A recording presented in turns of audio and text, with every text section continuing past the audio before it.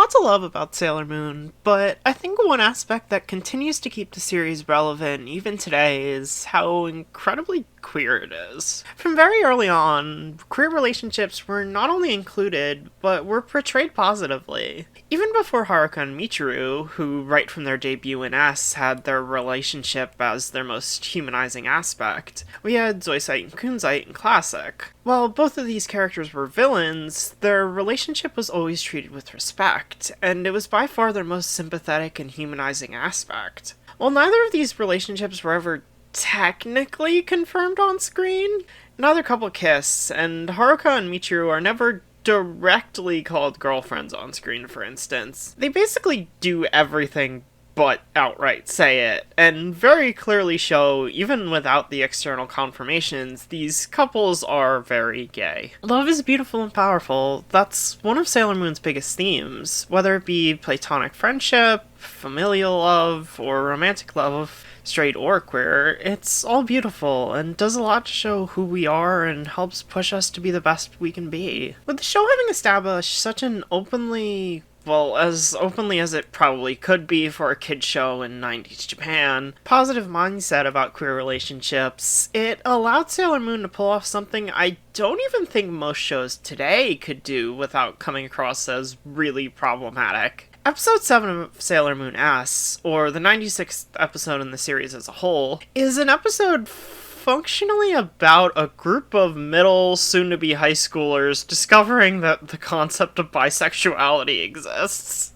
With the show having introduced a queer couple among the main cast, and having already done an episode where Usagi and Minako have crushes on Haruka, but end up realizing she's a girl, and unspoken, but really easily implied, the Senshi realize Haruka and Michiru are dating, a logical next step is to explore what happens when one of the girls still has a crush even with this knowledge. This episode is about Makoto having a crush on Haruka, and the inner's reaction to that, while also addressing the fact that at this point in the series, Haruka and Michiru aren't the best people yet, nor 100% allies. In any other series, a lot of the moments in this episode, especially some of the dialogue in the original Japanese sub, would probably come across as kinda homophobic. Like, the girls, Usagi in particular, kinda grill Makoto just for having a crush on a girl. And they say some kinda messed up stuff. But no matter the version, this is always portrayed as explicitly not a good thing. Since the show has been so queer positive prior, it allows the show to portray the girls coming to actually understand more about the spectrum of sexuality, and very clearly not knowing any better yet. For reasons I'll get into more later, it manages to be incredibly realistic, and at least in my opinion, sends a very important message that's just as relevant today, if not even more relevant. And it's one I'm still impressed a 90s kids show in any form tackled. Alright, with that long intro out of the way, today we're gonna take a look at 3 versions of this episode. The original sub, the 90s Cloverway dub, and the modern Viz dub, to see how they each tackle this topic and the different ways they handle things. Starting off with the original sub, this episode starts with Haruka almost hitting Makoto and Usagi with her motorcycle. When she takes off her helmet to apologize, Mako immediately and very obviously has a new crush. Usagi calls her out on this, pointing out that they know Haruka's a girl and saying she mustn't, and the two laugh the idea off as ridiculous. Later, after Haruka and Michiru do some brooding about the apocalypse, Mako wants to return Haruka's scarf, with Usagi suspicious of her intentions, with Mako later outright calling it an excuse to see Haruka. She's attacked by a monster, but it fails to take her pure heart, and thus Uranus and Neptune decide that they need to see if she has a talisman, deciding to keep an eye on her. They invite Mako to go on a car ride with them, to Usagi's disapproval, with Haruka saying, "Oh, is it so bad for girls to go on a drive?" and Usagi reacting like this.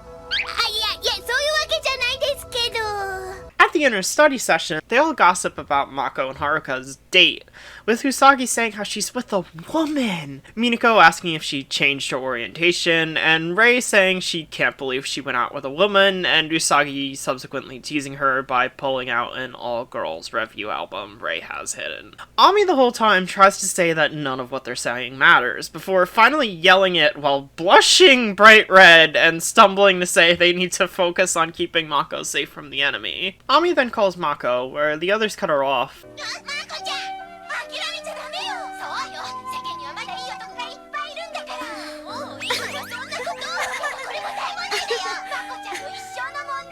Later, the monster attacks Mako again. Mako then attacks Uranus and Neptune, thinking they're cold and uncaring, and didn't try to protect Haruka and Michiru. Then later says she wants to be a beautiful, strong woman like Haruka is. The next day, the girls are talking about Makoto's feelings. Rei claims it's probably because Haruka reminds her of her senpai who broke her heart, and Usagi asks if it's a problem, while Minako says of course it is. However, Ami, ignoring the conversation, sees Mako in a store trying on a bow in front of a mirror, experimenting with her appearance after, and ending the episode on a positive note of how her crush has inspired her. This episode is an interesting one. In some aspects, it's 100% a product of its time. Usagi is very harsh here, outright calling Mako's crush a problem, and making her feel insecure about it. Her, Minako, and Rei's comments through the communicator about how she just hasn't met the right guy yet and could ruin her life are some really harmful stereotypes and things that still get said to queer individuals today. However, in response to any of these, Ami, the girl always portrayed as the smart one, the most mature of the group and the voice of reason, immediately shuts them down. Her role in this episode is very important. She's the one who reinforces that how the other girls are acting isn't okay. Notably, while they're all gossiping in the last scene, it's Ami's whose point of view we end on, with her silently observing how Makoto's crush on Haruka has inspired her. She's able to see past all the petty gossip and childishness, and to see the bigger picture. The other three, meanwhile, have some hypocrisy pointed out. For me, at least, it's very easy to interpret 90s anime Rei as a closet lesbian, and this episode is partially why. So for those who don't know, the album Usagi pulls out is a Takarazuka Revue 1, an all-woman theater group in Japan, which is a major influence on Sailor Moon as a whole. Haruka and Michiru were inspired by Revue performers, and the modern Sailor Moon musicals, while not Takarazukas themselves, utilize an all-female cast like them. Also, Revue has a big reputation of its fans being lesbians, which, yeah, you can probably guess why, and with the context of the scene and Rei's reaction, it's clearly meant to be the implication here. Rei also doesn't deny it either. Minako, meanwhile, has this exchange at the end, probably referring to how she'd crushed on Haruka when she thought she was a boy in an early episode. Usagi, meanwhile, the episode never calls her out, but we've seen her crushing on girls, usually not directly stated, but something that's very easy to see, and it's basically canon she's bisexual at this point. Don't think it's been officially said by Takeuchi, but still really easy to imply. I think this overall creates an incredibly realistic scenario. The inners are middle, soon-to-be high schoolers, in the mid-90s. For many viewers worldwide, Haruka and Michiru were the first gay couple they were ever exposed to. And even years later, growing up in the 2000s, I wasn't exposed to anything gay in media, basically till I was old enough to seek it out myself. This is probably the first time these three girls are even being exposed to the concept that someone could be attracted to more than one gender. Their responses, especially Usagi's, aren't right. They're pretty awful at points, but they don't know better. Again, it's important here that Ami, the most well-read and informed of the group, always says that Mako's feelings aren't a problem. They don't matter. She doesn't say it, but she's basically saying that they are okay. This episode focuses a lot on how Haruka and Michiru aren't really the best people at this point. Their sacrifices are needed attitudes aren't something to emulate, and we see here that they're willing, while not happy to let one of the inners die if it means saving the world. But in spite of that, they never portray Makoto's feelings as bad or dangerous. In fact, it's through those feelings that they highlight the good in Haruka, how she does care more than she lets on, and how she inspires the inners. Ultimately, through the series being as queer positive as it is, and the episode highlighting the good that comes from Makoto's feelings, and reinforcing the fact that it is okay for her to be feeling that way, I think Rei, Usagi, and Minako's scenes work. I am trans and bi myself. As I mentioned, it basically took till I could find out for myself for me to actually learn anything about being gay, for me to understand it. In fact, when I was the same age as the inners are here, on the verge of graduating middle school and entering high school, two girls in my class started dating, and I remember having conversations almost exactly like the characters here with my friends. Not understanding someone could be attracted to both genders and asking the same questions as Minako. Unfortunately, even today, there's a big fight to save kids from learning that gay people exist. This episode focuses on that, and to the best of its ability in the mid-90s, tried to teach kids and show how they could react, but shouldn't, since, as Ami says, it doesn't matter. Mako's feelings are okay. So let's take a look at how this episode was dubbed. Getting this one out of the way quickly, the 90s dub, sadly unsurprisingly, removes all of this almost completely. Keyword being almost. Functionally, the crush aspects are entirely written out, and the inners are suspicious or jealous of Makoto befriending Haruka, either not trusting Haruka or just feeling like Mako's blowing them off. The scene at their study meeting is almost completely changed, and as a result feels really awkward and clunky dialogue-wise. Meanwhile, the scene at the end has basically a complete non sequitur to replace the conversation they have in other versions, which is endearing in its own right, but yeah, I'm glad we actually have a dub now. However, not only do they not change the extremely gay visuals, but also in changing Usagi grilling Mako about having a crush on a girl, and instead making it her being jealous of her having a new best friend and thinking she's trying to replace her, it makes it feel like the episode ships them hard, and Usagi is just worried her girlfriend has a crush on another girl. Which honestly is a plotline I'm down with, and I kinda love it.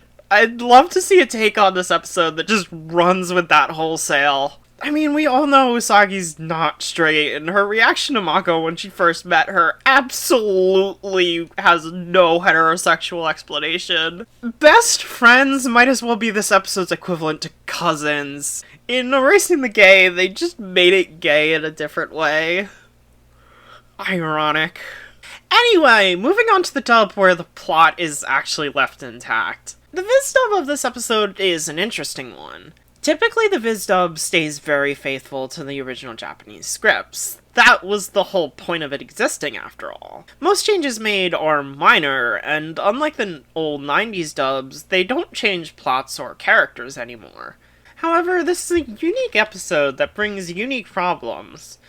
A lot changed in the decade between the respective dubs' releases, and more than that, Sailor Moon's audience kinda changed. Cloverway's dub was made to be aired on early 2000s Cartoon Network to be discovered by new kids, and of course existing fans. The Viz dub, however, was made for streaming and DVD releases, marketed largely to people who were already fans. I feel like I don't need to explain how a large part of the Sailor Moon fanbase is queer, so having your characters unintentionally coming across as homophobic is not really a good look. I think the Viz dub strikes the perfect middle ground, really. It changes a lot of the inner's dialogue to be more understanding, while still showing they don't fully understand the concepts at play here. For instance, rather than saying, "You can't have a crush on her, she's a woman," at the beginning, Usagi instead simply asks if she's getting a crush, and brushes it off as, "Of course you're not, you're far too boy crazy." Which is a response I feel is fairly realistic for a kid who doesn't understand the concept of bisexuality. Unfortunately, even today, constantly, people are like, "Oh, you can't be bi, you're dating/married to opposite gender." When, like, yeah, there's a pretty blatant flaw in the logic there. The scene at the study meeting is mostly similar, however there's some key small changes. Minako's line is delivered in a less accusatory way, coming across as more a genuine question. And her "this is serious" after Usagi says her date is Haruka is changed to "oh, guess I can't blame her," which is a major change that ironically sets up the line at the end of the sub better. Also, Ray's is changed to this. Get your grubby hands off my first edition Sailor Dudette! Which, yeah, I feel like makes it even gayer. The scene on the communicator, meanwhile, probably has the biggest changes. Rather than the stereotypical, "you haven't met the right guy yet," we get this. Listen to me! I think you're being impulsive. Yeah, how about falling for someone who's single? None of that matters right now. But it'll matter to Mako! She's gonna be a third wheel! Not only is this probably the closest anyone comes to saying Haruka and Michiru are dating in any version of the 90s anime, but it shows their childish priorities and lack of a full understanding of the situation, while having them be a bit more approving. How do you feel about what Mako said yesterday? I gotta say, I think she's serious. Who knows? Maybe Haruka just reminds her of that guy who broke her heart. Or maybe she just likes everyone. What? You know, I saw her first. Oh, Minako, you're just Mako? jealous. Again, here the dialogue is toned down slightly, but still achieves the same points. I love Usagi's "maybe she just loves everyone" line. It feels like she's starting to understand that sexuality is a spectrum. Minako, the senshi of love, says she can't blame Mako for crushing on Haruka, and that it's not fair since she saw her first. They never have the line saying it's a problem like in the original. Instead, we see them progressing to understand more, while still getting the same ending with Ami. I think all this makes the Viz dub a perfect example of updating for modern standards, while still keeping the core message intact, and in a lot of ways strengthening it. Personally, this is one of my favorite Sailor Moon episodes, and a story I think only a franchise like Sailor Moon could pull off. It's hard to portray your characters actively non-understanding queer concepts without it potentially coming off as homophobic. Hell, elements of the original sub can, and I completely understand anyone who thinks it does and doesn't like this episode as a result. But I think it does a lot to show that, ultimately, Makoto's feelings are okay. Love is a beautiful thing. That's one of Sailor Moon's biggest messages. Throughout this episode, and the series as a whole, we're repeatedly shown that queer love is no exception to that.